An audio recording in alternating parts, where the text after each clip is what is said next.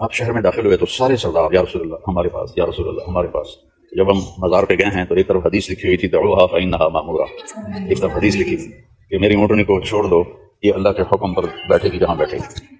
تو آپ نے شہر کے اندر جا کر اس کی لگام چھوڑ دی، تو اونٹنی گئی اور پہلے ایک خالی میدان میں بیٹھ گئی، خالی میدان تھا، تو وہ آپ نے فرمایا کہ یہاں ہماری مسجد بنی تھی، یہاں ہماری مسجد بنی تھی۔ تو اس کے بعد اونٹنی کھڑی ہوئی، اب سب کے دل تھک تھک تھک تھک تھک تھک، تو وہ ایسے ڈھونڈ رہی تھی جیسے کسی کو تلاش کرتی ہو نا ایسے۔ تو آپ کی تمنا تھی کہ بنو عبد الاشہل جو جہاں سے آپ کی دادی تھیں حضرت سلمہ، ان کے محلے میں ٹھہرو، لیکن زبان سے نہیں کہا۔ تو وہ وہاں سب کو ایسے دیکھتے دیکھتے دیکھتے دیکھتے ادھر چل پڑی۔ تو ابو ایوب انصاری گھر سے نکلے نہیں کہ میں تو غریب آدمی ہوں، میرے گھر میں کہاں آئیں گے، تو جا کر ان کے دروازے پر بیٹھ گئی۔ یہ ابو ایوب کون تھے؟ یہ طبا کی نسل جو 1000 سال سے آباد تھی، یہ اس میں سے تھے، اور وہ پیپر ان کے پاس تھا جو انہوں نے اللہ کے نبی کو دیا۔ تو وہاں ان کو جب پتہ چلا کہ باہر اللہ کے نبی کی اونٹنی بیٹھ گئی اور شور مچ گیا، تو وہ بھاگے بھاگے آئے، دیکھا تو اللہ کے نبی کی اونٹنی وہاں بیٹھی ہوئی ہے، تو خوشی سے رونے لگے۔ انہوں نے جلدی سے آپ کا سامان لیا، اندر اتارا، آپ کو وہاں بٹھایا، اور آپ پہلے میزبان بنے اللہ کے نبی۔ بسم اللہ الرحمن الرحیم، والصلاۃ والسلام علی رسول الکریم۔ ہمارے نبی پاک صلی اللہ علیہ وسلم کے آنے سے 1000 سال پہلے یمن کا بادشاہ تھا طبا، ہم خیر ہم قوم طبا۔ اس نے حملہ کیا تھا بلاد عرب پر۔ تو جب وہ مدینے پہنچا تو یہاں یہود آباد تھے۔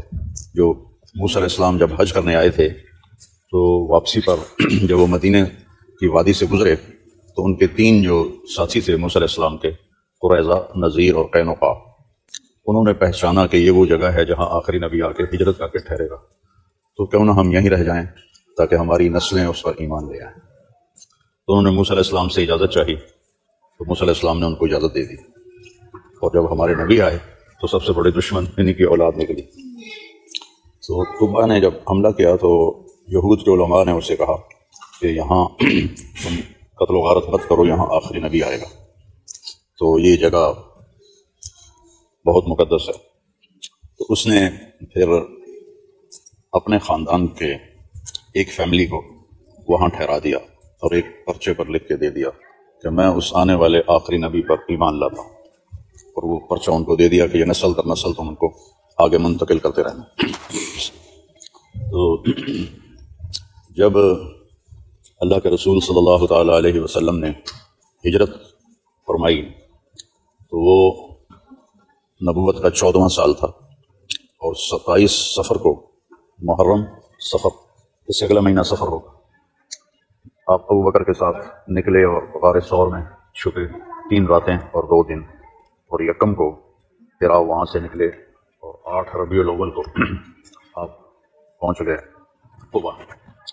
تو یہود اتنے، چونکہ آپ کے آنے کی خبر ہو چکی تھی، تو روزانہ مدینے والے قبا آتے اور آپ کا انتظار کرتے اور واپس چلے جاتے۔ 8 تاریخ کو ایک قینقاع قبیلے کا یہودی اپنے گھر کی چھت پہ چڑھا اسے اپنی ضرورت کے لیے، تو اس نے قبا کی طرف ایک غبار اڑتا دیکھا، نہیں پتہ کون ہے، صرف غبار دیکھا، تو اس نے مدینے کی طرف منہ کر کے آواز لگائی کہ یثرب والو تمہارا نبی آ گیا۔ اتنا علم تھا ان کا کامل کہ یثرب والو تمہارا نبی آ گیا۔ تو پھر مدینے والے دوڑے، تو اتنے میں اللہ کے نبی وہاں بیٹھ چکے تھے، ایک چٹان کے نیچے تھوڑا سایہ تھا، ابو بکر کھڑے تھے، ابو بکر کی داڑھی سفید تھی اور ہمارے نبی کی داڑھی سیاہ تھی ساری۔ تو جب وہ لوگ آئے تو پہچانتے تو تھے نہیں، تو انہوں نے اندازہ لگایا کہ یہ سفید داڑھی والا ہی ہوگا اللہ کا نبی، تو سارے ابو بکر سے مصافحہ کرتے رہے۔ انہوں نے نہیں بتایا کہ میں نہیں ہوں، یہ مصافحے کی تکلیف جو مجھ سے زیادہ جاننے والا کوئی نہیں ہے۔ جب وہ سارے مسافر ہو گئے تو وہ جو چٹان تھی نا کا ایج، سورج اس سے تھوڑا آگے آ گیا، تو آپ پر دھوپ آ گئی، تو ابو بکر نے بھاگ کے اوپر چادر ڈال دی چٹان کے اوپر۔ تو پھر وہ مدینے والوں کو پتہ چلا کہ تو سارے مسافر غلط ہو گئے، نبی تو یہ تھے۔ تو 2 ہفتے آپ نے وہاں قیام کیا، اور 22 تاریخ کو، 22 ربیع الاول کو جمعے کا دن تھا۔ تو مدینے کے 500 نوجوان کیل کانٹے سے مسلح انہوں نے آ کر اللہ کے نبی کی اونٹنے کو گھیرے میں لے لیا اور فرمایا کہ یا رسول اللہ چلے ہمارے وطن۔ تو آپ کو نکلتے نکلتے زوال کا وقت قریب ہو گیا تھا۔ تو جب آپ بنو سالم کے محلے میں پہنچے، ساتھ ہی بنو قینقاع بھی تھے، تو وہاں جمعے کا وقت ہو گیا۔ تو پہلا جمعہ اسلام کا آپ نے بنو سالم کی جگہ پر پڑھایا، مسجد تو تھی نہیں، تو عبداللہ بن سلام بنو قینقاع کے یہودی تھے اور بہت بڑے عالم تھے، وہ آئے ٹیسٹ کرنے کے یہ کون ہے، تو جب ان کی شکل کو دیکھا تو شکل سے تو پہچان گئے کہ یہ وہی ہے۔ پھر آپ نے خطبے میں ایک جملہ بولا کہ سلام پھیلاؤ، کھانا کھلاؤ، رشتہ داروں سے اچھا سلوک کرو، اور اس وقت نماز پڑھو جب لوگ سو رہے ہوں تو جنت میں داخل ہو جاؤ۔ اب اس کو جو انہوں نے عربی میں بولا وہ اصل اس کی خوبصورتی اس میں تھی، افشوا السلام واطعموا الطعام وصلوا الارحام وصلوا باللیل والناس نیام تدخلوا الجنت بالسلام۔ تو وہ کہنے لگے یہ نبی کے سوا ایسا خوبصورت کلام کوئی نہیں کہہ سکتا، انہوں نے کلمہ پڑھ لیا، ایمان لے آئے۔ تو اس کے بعد آپ آگے بڑھے تو ثنیۃ الوداع ایک جگہ تھی جہاں سے مدینے میں داخلہ ہوتا تھا، اور مدینے سے جانے والے وہاں سے جاتے تھے، تو ایک چھوٹی وہ تھی چڑھائی تھی، اس چڑھائی کے اوپر آپ کی اونٹنی مبارک ایسے چڑھی، تو مدینے کے ایسے چھوٹی چھوٹی بچیاں یہ آگے میدان میں کھڑی تھی، اور مرد تو آپ کے ساتھ ہی تھے اور عورتیں چھتوں پر تھیں۔ تو جب ایسے اللہ کے نبی کی اونٹنی اس طرح اوپر چڑھی تو پہلے اونٹنی کی گردن نظر آئی، تو پیچھے سے اللہ تعالیٰ کے نبی کا چہرہ مبارک اس طرح سامنے آیا۔ تو ان کو کسی نے یہ شعر یاد نہیں کرائے تھے جیسے آپ کے یہاں اسکولوں میں تو ایسے یاد کروا دیا جاتا ہے، ان کے منہ سے خود بخود نکلا طلع البدر علینا من ثنیات الوداع، وہ 14ویں کا چاند آ گیا ثنیۃ الوداع کی گھاٹی سے، وجب الشکر علینا ما دعا للہ دعا، ہم پر قیامت تک کے لیے شکر واجب ہو گیا۔ ایھا المبعوث فینا جئت بامر مطاع، اے آنے والے آپ کی یہاں ہر بات مانی جائے گی، اور جئت شرفت المدینہ مرحبا بک یا خیر داع، آپ نے مدینے کو روشن کر دیا، یہاں سے آپ نے لفظ لیا مدینہ، اس کا نام تو یثرب تھا، تو ان بچیوں نے جب مدینہ کہا، مدینہ عربی میں شہر کو کہتے ہیں، تو وہاں سے اس کا نام مدینہ رکھا گیا۔ اب جب یہ آپ شہر میں داخل ہوئے تو سارے سردار یا رسول اللہ ہمارے پاس، یا رسول اللہ ہمارے پاس۔ جب ہم مزار پہ گئے ہیں تو ایک طرف حدیث لکھی ہوئی تھی دعوہا فإنہا مامورہ، ایک طرف حدیث لکھی تھی کہ میری اونٹنی کو چھوڑ دو، یہ اللہ کے حکم پر بیٹھے گی جہاں بیٹھے گی۔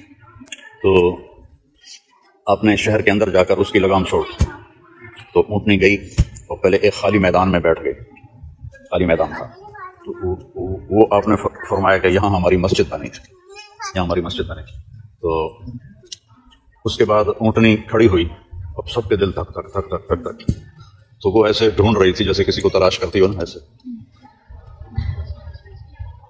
اور آپ کی تمنا تھی کہ بنو عبد الاشہل جو جہاں سے آپ کی دادی تھیں حضرت سلمہ، ان کے محلے میں ٹھہرو، لیکن زبان سے نہیں کہا۔ تو وہ وہاں سب کو ایسے دیکھتے دیکھتے دیکھتے دیکھتے ادھر چل پڑی۔ تو ابو ایوب انصاری گھر سے نکلے نہیں کہ میں تو غریب آدمی ہوں، میرے گھر میں کہاں آئیں گے، تو جا کر ان کے دروازے پر بیٹھ گئی۔ یہ ابو ایوب کون تھے؟ یہ طبا کی نسل جو 1000 سال سے آباد تھی، یہ اس میں سے تھے، اور وہ پیپر ان کے پاس تھا جو انہوں نے اللہ کے نبی کو دیا۔ تو وہاں ان کو جب پتہ چلا کہ باہر اللہ کے نبی کی اونٹنی بیٹھ گئی اور شور مچ گیا، تو وہ بھاگے بھاگے آئے، دیکھا تو اللہ کے نبی کی اونٹنی وہاں بیٹھی ہوئی ہے، تو خوشی سے رونے لگے۔ انہوں نے جلدی سے آپ کا سامان لیا، اندر اتارا، آپ کو وہاں بٹھایا، اور آپ پہلے میزبان بنے اللہ کے نبی۔ اور مسجد جو تھی نا وہ 2 یتیم بچوں، انصاری بچوں کی تھی، اور اسعد بن زرارہ رضی اللہ عنہ اس کے تھے گارڈین، ہماری نگت کی طرح۔ تو آپ نے ان کو بلایا کہ بھئی یہ زمین ہمیں دو مسجد کے لیے۔ تو انہوں نے کہا جی یہ آپ گفٹ ہے۔ آپ نے کہا یتیم کا مال گفٹ نہیں ہو سکتا، تو اس کی قیمت لگاؤ۔ کہا ٹھیک ہے یا رسول اللہ، آپ اس سے تھوڑے کم دے دیجیے گا۔ تو اس کی قیمت لگی کوئی 7 دینار، تو دینار کافی مہنگا سکا تھا، تو آپ نے فرمایا ہم 9 دینار دیں گے۔ تو آپ نے 9 دینار میں وہ جگہ خریدی، اور جب تک آپ کے ازواج مطہرات نہیں آئیں تو آپ ابو ایوب انصاری کے مہمان رہے۔ اور جب حضرت خالد بن ولید کا ایک واقعہ ہے جنگ یرموک میں کہ انہوں نے فرمایا تھا کہ میں 60 آدمی لے کر یہ جو 60,000 عیسائی عرب ہیں ان سے مقابلہ کروں گا۔ تو قصہ یہ ہوا تھا کہ 9 دن سے جنگ جاری رہی، یرموک کی جنگ 9 دن چلی، تو ان میں 60,000 عرب عیسائی تھے۔ تو جو امیر لشکر تھا اس کا نام تھا باہان، ایک دن اس نے کہا کہ تم عرب ان پر اٹیک کرو، ہم پیچھے سے تمہیں جب تم فتح پاؤ گے ہم ساتھ دیں گے۔ تو خالد بن ولید کو پتہ چلا تو انہوں نے فرمایا مجھے 30 آدمی دے دو، میں ان سے جا کے لڑوں گا۔ تو ابو سفیان کہنے لگے مذاق کر رہے ہو؟ تو وہ کہنے لگے تو کفر میں تو بڑا بہادر تھا اور اسلام میں بڑا بزدل بنتا ہے۔ کہنے لگا نہیں میں انصاف کی بات یہ ہے اگر کرنا بھی ہے تو انہیں کوئی 60 لے جاؤ، 1000 کے مقابلے میں 1۔ تو ابو عبیدہ نے بھی فرمایا جو اس وقت امیر تھے ٹھیک، تو فرمایا خالد کو کہ کن کو چنے گا؟ کہ ایسے لوگ چنوں گا جب وہ ہاتھ اٹھاتے ہیں تو اللہ خالی ہاتھ نہیں لوٹاتا۔ تو اس میں ابو ایوب انصاری کو بھی بلایا، این ابو ایوب الانصاری، پہلا نام تھا این عمرو التمیمی، پھر این فضل بن العباس، این زبیر بن العوام، این رافع بن عمیر الطائی، این عبد الرحمن بن ابی بکر، این عبداللہ بن عمر، این ابو ایوب الانصاری، تو این طرار بن الازور۔ اس طرح کر کے آپ نے 60 آدمیوں کے نام پکارے جن میں ابو ایوب انصاری بھی تھے۔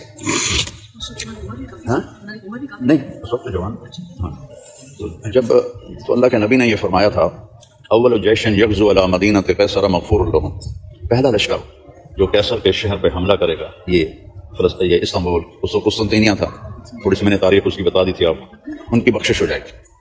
تو حضرت معاویہ رضی اللہ تعالیٰ عنہ نے بحری بیڑا تیار کیا، پہلے جو بادشاہ تھے انہوں نے بحری بیڑا تیار نہیں کیا تھا، نہ اس طرف ان کا خیال گیا تھا، تو انہوں نے بحری بیڑا تیار کیا، اور اس وقت ابو ایوب انصاری کی عمر 90 سال تھی، تو وہ تیار ہو گئے کہ میں بھی جاؤں گا، حالانکہ وہ تو پہلے ہی بخشے ہوئے تھے، لیکن بخشش کی طلب میں ان کا تم تو بوڑھے ہو گئے، 90 سال عمر تھی، تو کہنے لگا نہیں میں نے یہ فضیلت حاصل کرنی۔ تو جب وہ لشکر یہاں پہنچا تو انہوں نے خشکی کے راستے سے نا آ کر اٹیک کیا، خشکی کا ہی راستہ تھا جس سے اٹیک ہو سکتا تھا، تو کامیابی نہیں ہو رہی تھی، بنائی ہوئی، تو ابو ایوب انصاری بیمار پڑ گئے، تو یزید آیا حال پوچھنے، امیر تھا، تو کہنے لگے دیکھو مجھے لگتا ہے میرا وقت آ گیا ہے، میں مر جاؤں تو مجھے وہیں دفن نہ کرنا، میری لاش کو لے کے چلنا، جہاں تک تم جا سکو وہاں تک مجھے لے جانا، اور جب دیکھو کہ ابھی سے آگے ہم نہیں جا سکتے مجھے وہاں دفن کر دینا۔ تو ان کا انتقال ہو گیا، یزید نے جنازہ پڑھایا اور لاش کو اونٹ پہ رکھ کے پیش قدمی انہوں نے شروع کی، کرتے کرتے کرتے کرتے جب فصیل کی دیواروں کے بالکل قریب پہنچ گئے، تو جس سے کے اوپر وہ اٹیک میں کامیاب نہیں ہو پا رہے تھے، تو وہاں ان کو دفن کیا گیا۔ تو قیصر جو تھا نا اس نے دھمکی لگائی حضرت معاویہ کو کہ میں تمہارے اس ساتھی کی قبر اکھاڑ دوں گا، تو انہوں نے جواب میں پیغام بھیجا ملک شام میں جتنے گرجے ہیں سب کی اینٹ سے اینٹ بجا دوں گا۔ وہ ڈر گیا۔ پھر آپ حیران ہوں گے کہ عیسائی لوگ حضرت ابو ایوب کی قبر پہ آ کے دعا مانگتے تھے اور ان کی دعائیں قبول ہو جاتی۔ اچھا اب جب 1453 یعنی تقریباً 800 سال بعد جب فتح کیا محمد فاتح نے، تو 800 سال کی گرد و غبار میں ایک ہی تو قبر تھی وہاں، وہ اس میں چھپ گئی اور نامعلوم ہو گئی۔ تو اب محمد فاتح کو جستجو ہوئی کہ کسی طرح اس قبر کا پتہ چلے، تو اس وقت ایک اللہ کے نیک بندے تھے صاحب کشف، انہوں نے ان کو بلایا، کہا کہ حضرت آپ اس میں ہماری مدد فرمائیں۔ تو انہوں نے فصیل کے چاروں مشرق مغرب شمال جنوب چاروں طرف کی دیوار پر بیٹھ کے مراقبہ کیا۔ تو اب پتہ نہیں یہ کون سا بنتا تھا، یہ مشرق بنتا تھا چونکہ یہ سیدھا قبلہ ادھر مشرق میں، تو مشرقی دیوار ہی ہوگی میرا گمان ہے، کتاب میں تو مینشن نہیں ہے۔ تو انہوں نے وہاں مراقبہ کیا، تو انہوں نے فرمایا ایک جگہ کہ یہاں کھدائی کرو۔ جب وہاں کھدائی کی تو کوئی 10 فٹ نیچے سے قبر نکل آئی۔ تو محمد فاتح نے پوچھا کہ آپ کو کیسے پتا ہے کہ یہ ابو ایوب کی قبر؟ کہنے لگے اس قبر سے لے کر آسمان تک نور ہی نور ہے، آسمان تک نور ہی نور ہے، جو اور کہیں بھی نہیں، کوئی اور مسلمان وہاں دفن تھا ہی نہیں، سارے دائیں بائیں جو اگر قبرستان بن گیا تھا تو عیسائی تھے۔ اس قبر سے لے کر آسمان تک نور ہی نور ہے۔ تو ان کے اس کشف پر اس قبر کو دوبارہ تیار کیا گیا، اور اللہ جزائے خیر دے ترکوں کو جنہوں نے ہر چیز کو محفوظ کیا، محفوظ رکھا۔ اردن میں بھی ان کی حکومت تھی تو وہاں بھی سارے صحابہ کی قبریں بہت محفوظ ہیں، اور ان کے سارے ان کی شایان شان انہوں نے کیا۔